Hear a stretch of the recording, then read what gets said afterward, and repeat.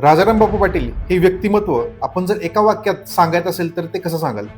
बापू हे एक आगळं वेगळं रसायन होतं, आगळं वेगळं व्यक्तिमत्व होतं आणि त्यामुळं ते अवघ्या वाळवे तालुक्यातच नव्हे तर संपूर्ण महाराष्ट्रामध्ये ते लोकप्रिय असं व्यक्तिमत्व होतं. राजाराम बापूंच्या बालपणीतल्या अशा कोणत्या गोष्टी आहेत ज्यांनी त्यांना मोठा नेता बनवलं? शैक्षणिक सुविधा त्यांना मिळाल्या नाहीत, त्या सुविधा इतरांना पुढच्या पिढ्यांना देण्यासाठी त्यांनी खूप मोठे प्रयत्न केले. असं त्यांचं ते बालपण हे शिक्षणासाठी भटकंती करावं लागणार असं त्यांचं बालपण त्यांनी ते तशा पद्धतीने शिक्षण पूर्ण केलं.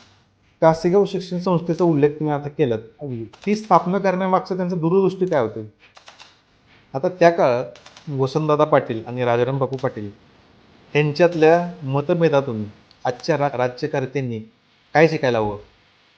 बापूंचं मत असं होतं, आज जरी तुम्ही त्या वारण खोऱ्यामध्ये गेला तर आता जिथं जे धरण आहे चांदोलीचं वारणा नदीवरती, त्या धरणाच्या सर्वात पूर्वेकडल्या बाजूला जर पाहिलं तर आज जशी चांदोलीच्या धरणाची भिंत तिथलं जसं नैसर्गिक परिस्थिती आहे तशीच परिस्थिती काही अंतरावरती पुढं खुसगाव नावाचं गाव आहे.